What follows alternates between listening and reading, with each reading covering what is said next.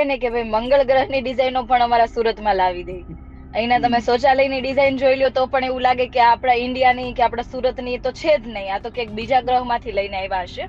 હવે આમાં સવાલ એ છે કે જ્યારે બ્રિજની ડિઝાઇન બનાવાઈ હશે, ડિઝાઇનની સાથે એમની જે જરૂરિયાતો બતાવાઈ હશે કે આટલા આટલા લોકો અહીંયાથી પસાર થાય છે, આવી રીતના આટલું ટ્રાફિક છે, આ ટ્રાફિકને ટ્રાન્સફર કરવા માટેનું બ્રિજનું આયોજન થતું હોય છે. પણ આ જગ્યા પર તો આગળ કહેવાય રસ્તો જ નથી, બસ ત્યાં બ્રિજ પૂરો થઈ ગયો.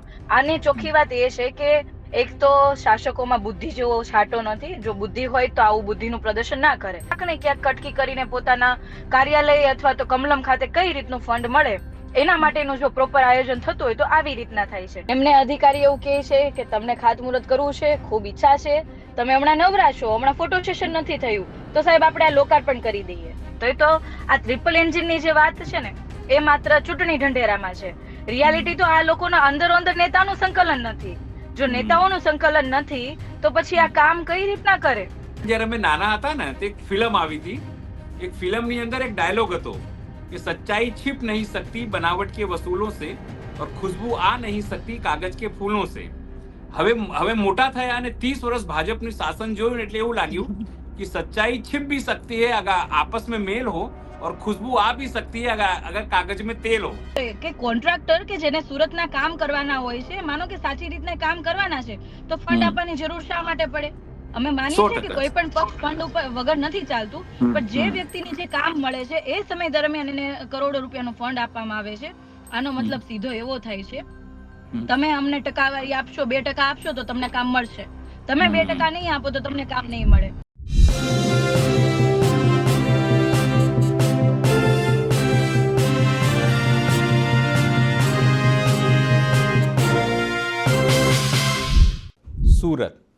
સુરત માટે કહેવાય છે કે તે કોસ્મોપોલિટન સિટી છે, સ્વચ્છતામાં નંબર 1.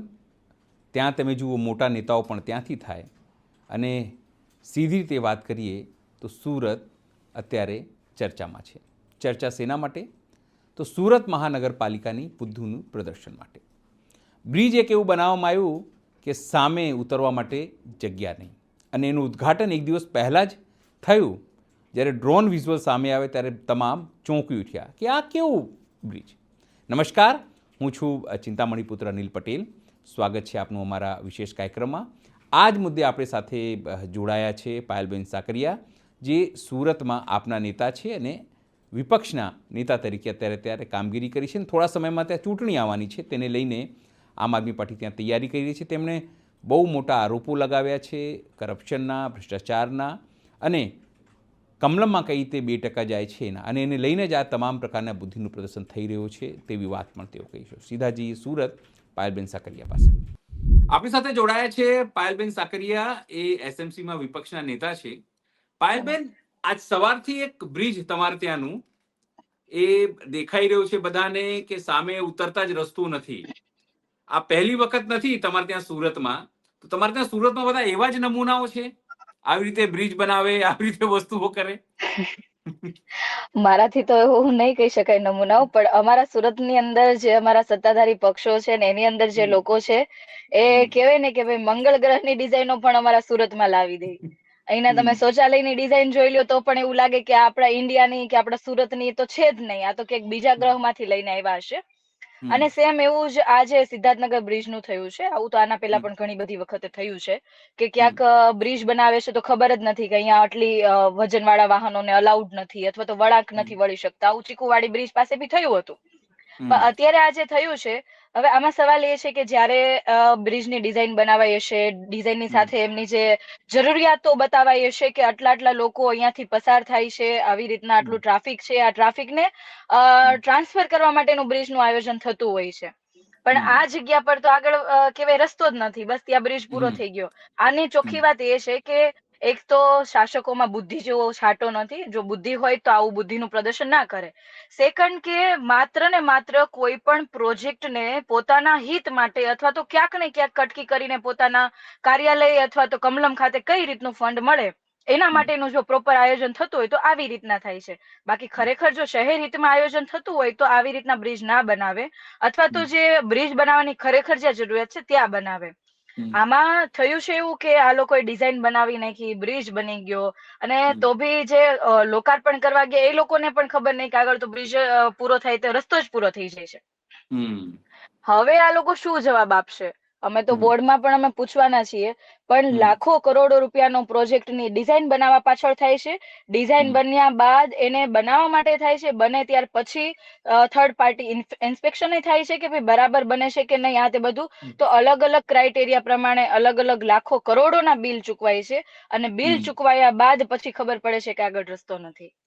આ પ્રોજેક્ટનો ચોખ્ખો મતલબ એવો થાય છે કે શહેરના હિત માટે, જનતાના હિત માટેનું આયોજન નહોતું. આ આયોજન એટલા માટે હતું કે પોતાને પાર્ટી ફંડ ક્યાંથી આવે.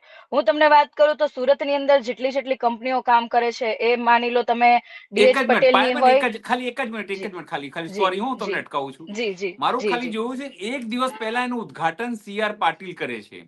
CR પાટીલ એટલે દેશના પાણી મંત્રી, જેને પાણીની જવાબદારી છે. હવે એ મંત્રી સુરતના હોવાના કારણે અધૂરો બ્રિજ જે બન્યો નથી એનું ઉદ્ઘાટન કરે છે. શું મંત્રીઓ એમને ગેરમાર્ગે દોરીને આ ઉદ્ઘાટન કરાવી દીધું છે, કે પછી એમણે જાણી જોઈને, શું એમની પાસે પોતાનું તંત્ર નથી કે આ બ્રિજ નથી બન્યો, મારે ઉદ્ઘાટન ન કરવા જોઈએ? તો એ તો એમની પોતાની ઇજ્જત જાણે દાવ પર લાગી હોય એવી સ્થિતિ થઈ ગઈ. અત્યાર સુધી લોકો નીતિન ગડકરીને કહેતા હતા. સુરતમાં આ લોકો શું કરી રહ્યા છે?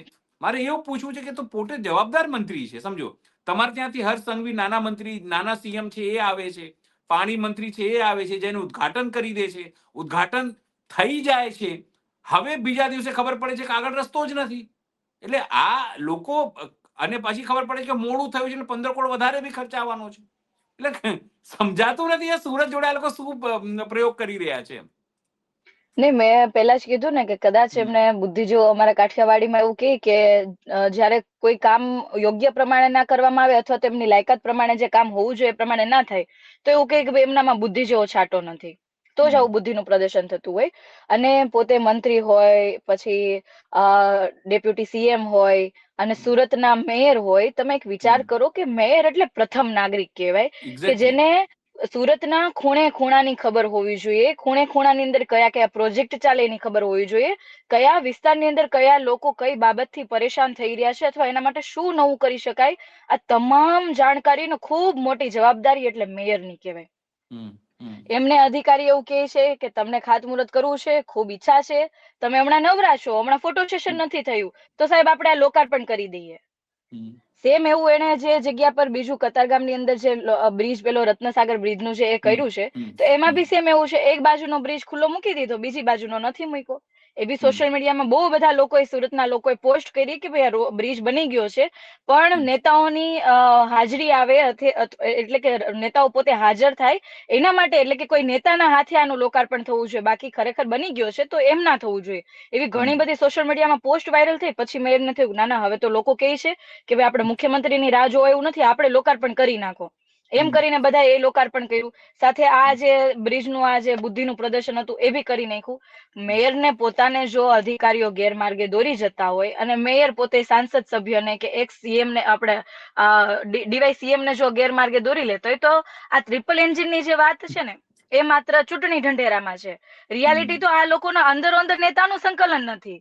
જો નેતાઓનું સંકલન નથી તો પછી આ કામ કઈ રીતના કરે? હમણાં ચૂંટણી કોર્પોરેશનની આવે છે, મહિનાની વાર છે, મહિના પછી અમારા બધાની કેવાય આચારસંહિતા લાગી જશે ને અમારી ટર્મ પણ પૂરી થઈ જશે. એટલે બધાને ઉતાવળ છે કે જેટલી રીબીનો કાપવાની થાય બધી રીબીનો કાપી જ નાખો. કામ થયું કે નહીં થયું, રીબીન આપણા હાથે કપાઈ જવી જોઈએ, ને તકતી પર આપણું નામ લાગી જવું જોઈએ કે ભાઈ આ મેયરના હસ્તે આ લોકાર્પણ થયું, આ સાંસદ સભ્યના હસ્તે આ લોકાર્પણ થયું. પરમ દિવસે જે કામના કહેવાય ને કે સ્ટેન્ડિંગની અંદર હજી કામ આવ્યા છે, કે ભાઈ આજે આ કામની મંજૂરી આપવામાં આવી, એ કામનું ગઈકાલે એટલે એક જ દિવસની અંદર એને ખાતમુહૂર્ત કરી નાખ્યું. જ્યારે એ કામ ચાલુ થતા પણ હજી 6 મહિના લાગે એવું છે, 3 મહિના લાગે એવું છે, એ કામના ખાતમુહૂર્ત એમણે ગઈકાલે કરી નાખ્યા. એટલે આ જે આખી સિસ્ટમ ચાલે છે ને, એ માત્ર ને માત્ર ફોટો સેશનની ચાલે છે. અને અમારા તો મેયર દક્ષેશભાઈ માવાણી આમ તો સીધા સાદા દેખાય, પરંતુ એ કહેવાય ને કે ફોટો જેવી વ્યક્તિ છે, કે જેમને બધી જગ્યાઓ પર ફોટો સેશન કરવાની ક્યાંક ને ક્યાંક આદત પડી ગઈ છે. એ તમામ જગ્યાઓ પર માત્ર ફોટો સેશનમાં દેખાશે. રિયાલિટી એમને સુરતની કઈ જ ખબર નથી, કઈ પ્રકારે કયા ઝોનની અંદર કામ થાય ખબર નથી. અને સેકન્ડ કે એ બી જયારે વિઝિટમાં જતા હોય ને, તો નાના 2-4 અધિકારી છે, ડેપ્યુટી ઇજનેર જેવા અધિકારીઓ ત્યાં હાજર હોય. આના ઉપરથી ખબર પડે કે મેયરનું કેટલું વર્ચસ્વ છે સુરત ઉપર. અને એનું વર્ચસ્વ કરતા પણ એમની કોઈ આવડત નથી, એટલા માટે કોઈ અધિકારીઓ એમને ગાંઠતા નથી. બાકી પ્રથમ નાગરિક હોય અને એ જયારે નીકળતા હોય તો એમની સાથે કમિશનરે આવવું પડે, વિસ્તારની વિઝિટ કરવી પડે, તમામ પ્રોજેક્ટોની વિઝિટ કરવી પડે. એ તો છોડો, તમે અત્યારે હમણાં સુરતની અંદર જે કચરાકાંડ થયું, આ કચરાકાંડની અંદર સ્વચ્છ શહેરનો એવોર્ડ લેવા ગયા હતા અમારા માનનીય મેયરશ્રી સાથે કમિશનર શ્રી, આરોગ્ય સમિતિના ચેરમેન શ્રી, બધા લોકો ગયા હતા. પણ જયારે ખબર પડી કે દોઢ વર્ષથી કચરાના મોટા મોટા ઢગલા છે, સ્વચ્છ સર્વેક્ષણની અંદર જેની ટીમ હતી એમને કોઈ ને કોઈ રીતે મેન્યુપ્લેટ કરીને, કોઈ ને કોઈ પ્રકારનું સેટિંગ કરીને એમણે ડોક્યુમેન્ટ તરીકે બધું ઓકે બતાવી દીધું. રિયાલિટી સુરતની આખી અલગ હતી. એટલે સેટિંગ કરીને આ લોકો એવોર્ડ તો લઈ આવ્યા, પણ જયારે આ ખુલ્લું પડ્યું તો હજી આ લગભગ 15 થી 20 દિવસ થયા આ બાબતે આખા સુરત શહેરની અંદર ચર્ચાઓ ચાલે છે ખજોદ કચરાકાંડને લઈને. પણ માનનીય મેયરશ્રી પાસે આ બાબતનો ટાઈમ પણ નથી કે કમિશનરને એકવાર બોલાવીને પૂછે કે ભાઈ આ કઈ રીતનું આવું થયું. આરોગ્ય સમિતિમાં પણ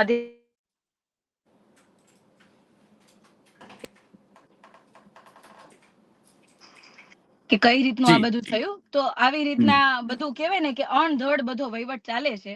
બધા પોતપોતાની રીતના મજા આવે એવી રીતના કામ કરે છે અને મજા આવે એ રીતના લોકાર્પણ ને ખાતમુહૂર્ત ચાલી રહ્યા છે. હજી તો આ શરૂઆત છે. હજી મને લાગે મહિનો જશે ને ત્યાં તો બ્રિજ નહીં બન્યો હોય તો બી ત્યાં બી આ લોકો લોકાર્પણ કરી આવશે કે આ હવામાં બ્રિજ દેખાય છે, તમે જુઓ ને અમે જોઈએ. એમ આવી મેન્ટાલિટી સાથે સુરતમાં કામ થઈ રહ્યું છે. પાલમેન, જયારે અમે નાના હતા ને તો એક ફિલ્મ આવી હતી. એક ફિલ્મની અંદર એક ડાયલોગ હતો कि सच्चाई छिप नहीं सकती बनावट के वसूलों से और खुशबू आ नहीं सकती कागज के फूलों से. હવે મોટા થયા અને 30 વર્ષ ભાજપનું શાસન જોયું એટલે એવું લાગ્યું कि सच्चाई छिप भी सकती है अगर आपस में मेल हो और खुशबू आ भी सकती है अगर कागज में तेल हो. એટલે ભાજપના રાજમાં એવું થઈ ગયું છે કે બધું પોસિબલ છે. હવે મને સમજાતું એ નથી કે તમારા ત્યાં લોકો શું સમજીને આ લોકોને વોટ આપતા હશે. આટલા વર્ષોથી આ લોકો છે કે લોકો શું વિચારતા હશે કે આવી રીતે તમે તમારા ત્યાં ગટરમાં બાળકો મળી જાય, તમારે ત્યાં બ્રિજો જે ટાંકી બને તૂટી જાય હજુ ઉદ્ઘાટન થયા વગર, બ્રિજો આવી રીતે આ લોકો બનાવે, તો શું વિચારીને ત્યાં લોકો આ લોકોને વોટ આપતા હશે, સત્તામાં બેસાડતા હશે. એ મને તો આશ્ચર્ય થાય છે. પહેલા મને એવું લાગતું કે સુરતના લોકો બહુ શાણા છે, બહુ હોશિયાર છે, પણ આ જોઈને તો મને સુરતના લોકો મતદારો ઉપર તરસ આવે છે. નહીં, એમાં એવું છે કે સુરતના લોકો શાણા બી છે, હોશિયાર બી છે અને અહીંયા સુરતની અંદર તમામ અલગ અલગ જગ્યાએથી લોકો આવીને વસ્યા છે. લોકો વસ્યા, પણ સવાલ એ છે કે લોકોને મોંઘવારીના મારમાં એવા નાખી દીધા કે કોઈ વ્યક્તિ આજે સુરતની અંદર શું થઈ રહ્યું છે, આજુબાજુમાં શું થઈ રહ્યું છે, જોવા માટે સમય જ નથી. જો એ બધું જોવા જશે, અવાજ ઉઠાવવા જશે તો એમનું ઘર નહીં ચાલે. અને જયારે ઇલેક્શન આવશે તો ત્યારે નાતી જાતિના વાડાઓ બનાવી દેવામાં આવશે, એવી રીતના બનાવવામાં આવશે કે લોકો મેન્યુપ્લેટ કરવામાં આવી રહ્યા છે. નાતી જાતિમાંથી બહાર આવીને પાછા ધર્મવાદ ચાલુ થઈ જશે, આ ધર્મનો છે, ફલાણા ધર્મનો છે. એટલે કે જયારે ઇલેક્શન આવે ત્યારે ઇલેક્શનના મુદ્દા કામના નથી હોતા, માત્ર ને માત્ર નાતી જાતિના અને ધર્મના હોય છે. જેના કારણે આખા 5 વર્ષ જ્યાં સુધી એ પ્રતિનિધિ કામ કરે ત્યાં સુધી એને ખબર જ છે કે આવતા ઇલેક્શનમાં પણ પાછા આપણે વડાપ્રધાનના નામે ચૂંટાઈ જશું અથવા તો આપણે નાતી જાતિમાં ચૂંટાઈ જશું. નાતી જાતિમાં પણ વાડા છે, પટેલ સમાજમાં હોય તો કે લેવા કડવા કરી દીધા, હવે લેવાની અંદર પણ વાડા કે ભાઈ ગોલવાડિયાને હલારી કરી દીધા. આ જે વાડાઓ કરી દીધા છે, આનું જે કહેવાય ને કે છેલ્લે જે નિચોડ નીકળે છે, નિચોડ આવો જ નીકળે છે કે પાણીની ટાંકીઓ તૂટી જાય, બ્રિજની ડિઝાઇનો ખોટી રીતના ડિઝાઇન થયેલી હોય છે. અને આ ડિઝાઇન તો આજે અત્યારે નમૂનો આપણે જોઈએ છે, આખો અજાયબી પ્રકારનો નમૂનો છે. સુરતની અંદર એક્વેરિયમ બને છે, એક્વેરિયમ 10 વર્ષની અંદર તૂટી ફૂટી જાય છે, એવું બને છે. અને હું તમને વાત કરું, હજી અમારા સુરતની અંદર રિવરફ્રન્ટ તમે જોવા આવો તો ખબર પડે, રિવરફ્રન્ટ જ્યારથી બન્યો ત્યારથી લઈને આજ દિન સુધી ખંડેર હાલતમાં છે. કરોડો રૂપિયામાં નાખી દીધા, ખંડેર હાલતમાં છે. હવે એના માટે અમે સવાલ પૂછ્યું કે ખંડેર હાલતમાં કેમ, તો કે મેન્ટેનન્સ કરવા માટે કોઈ મળતું નથી. અવડી મોટી મહાનગરપાલિકા 10,000 કરોડનું બજેટ ધરાવે છે, બોલો એમને રિવરફ્રન્ટનું મેન્ટેનન્સ કરવા માટે કોઈ માણસ મળતો નથી. ડુમસ સી ફેઝ બનાવવામાં આવી રહ્યો છે, એના ખૂબ મોટા મોટા બણગા ફૂંકાઈ રહ્યા છે, પણ એની સાથે એ જે ડુમસ સી ફેઝ બનાવે છે, કોન્ટ્રાક્ટરે કરોડો રૂપિયા ઓન રેકોર્ડ ચેકથી પેમેન્ટ કર્યું છે. અને એ બી ભાજપને. જેમ અત્યારે ડુમસની સાથે હું વાત કરું ઉબેર કચરાકાંડની, તો ઉબેરમાં જે કોન્ટ્રાક્ટરને જે કામ મળ્યું, અમે લોકોએ રાડો નાખીને કીધું કે ભાઈ આ કોન્ટ્રાક્ટરે ખોટા ભાવ ભર્યા છે, ડબલ ભાવ ભર્યા છે, મહાનગરપાલિકા નુકસાન જાય છે. અને આખી આ શરતો ઉપર અમે પ્રોપર બધી સ્ટડી કર્યું ને બધું અમે બોલ્યા, એનો પ્રોટેસ્ટ કર્યો, ન્યૂઝમાં આવીને બોલ્યા, પત્રો લખ્યા, ગાંધીનગર પત્રો લખ્યા, બધે લખ્યા.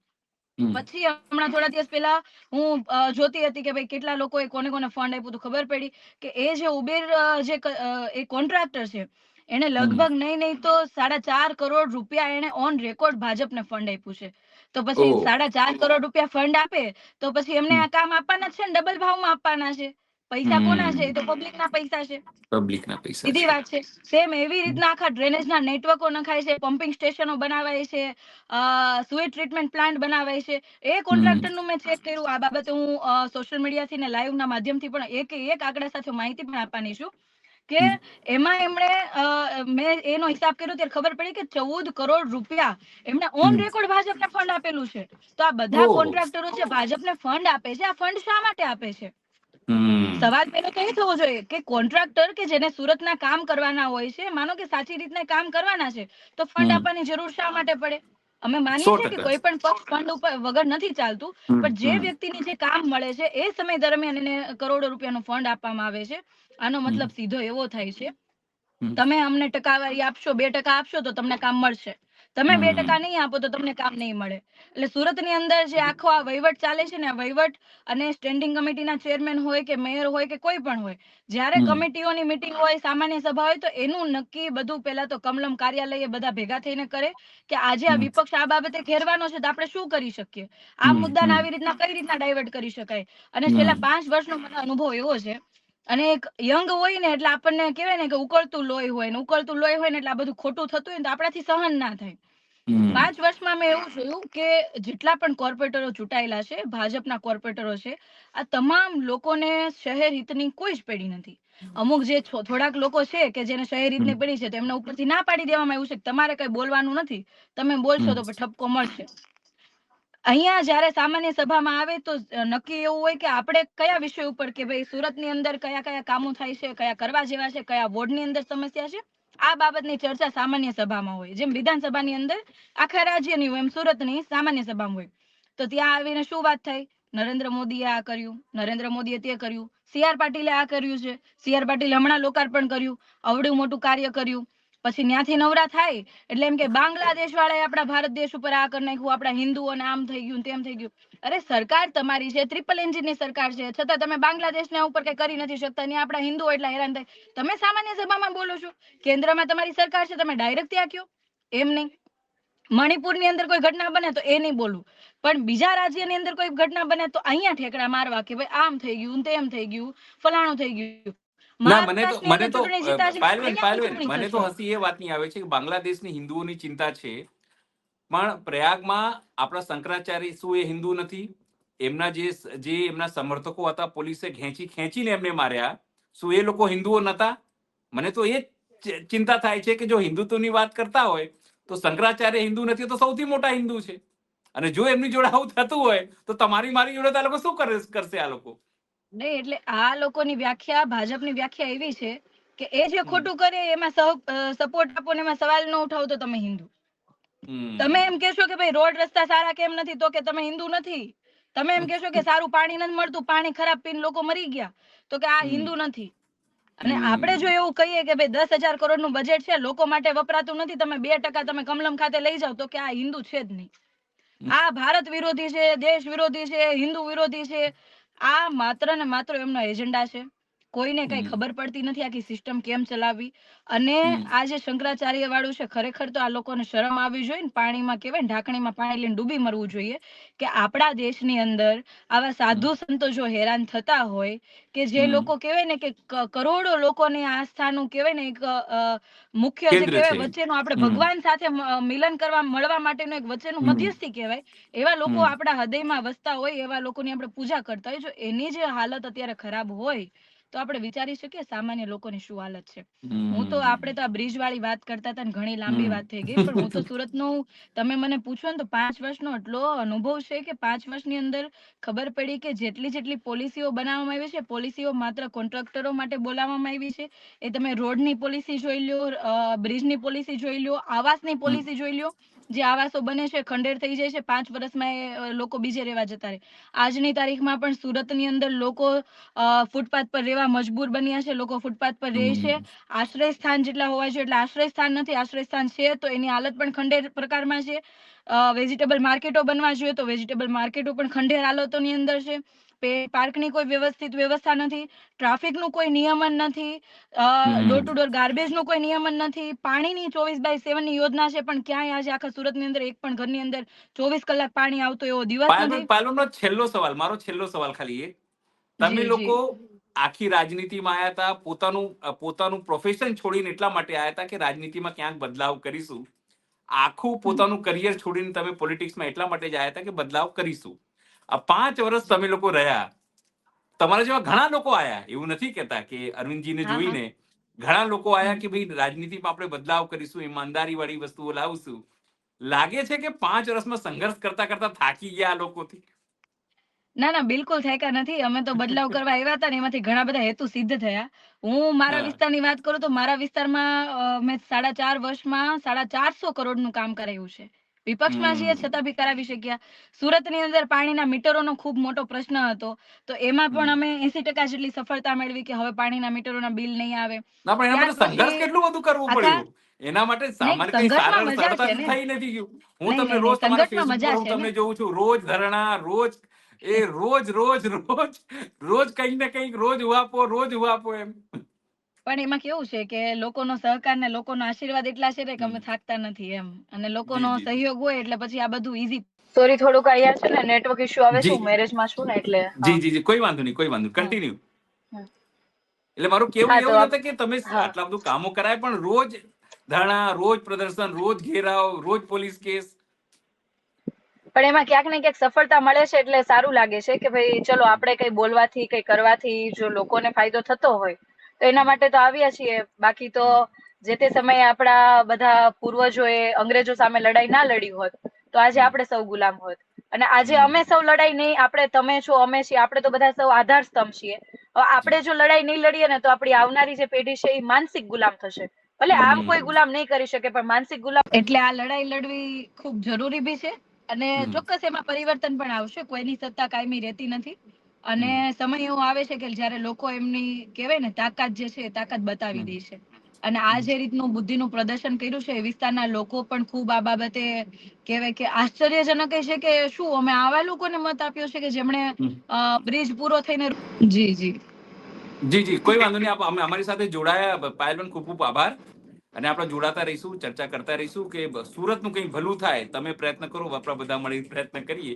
આભાર આપ જી જોડાયા જી અને આપણો તમારા વિચારો શેર જી કર્યા માટે. આપનો પણ ખૂબ ખૂબ આભાર કે અમારો જે અવાજ છે આ સૌ દર્શકોને અમારા મતલબ કે આપની જી ચેનલના જી માધ્યમથી અમે જી પહોંચી શકીએ, અમારો અવાજ પહોંચાડી શકીએ. જી થેન્ક યુ. જી આભાર. પાયલબેન સાકરિયાના આરોપીથી આપ કેટલા સંમત છો? જરૂરથી કોમેન્ટ બોક્સમાં કોમેન્ટ કરજો. એ સિવાય મારી યુટ્યુબ ચેનલને આપ લાઈક કરો, સબસ્ક્રાઈબ કરો, બેલ આઇકન દબાવો. સાથે અમારી વેબસાઇટ છે www.gujaratplus.in, ત્યાં પણ જઈને તમે વધુ અપડેટ થઈ શકો છો. અત્યારે માટે બસ આટલું જ. નમસ્કાર.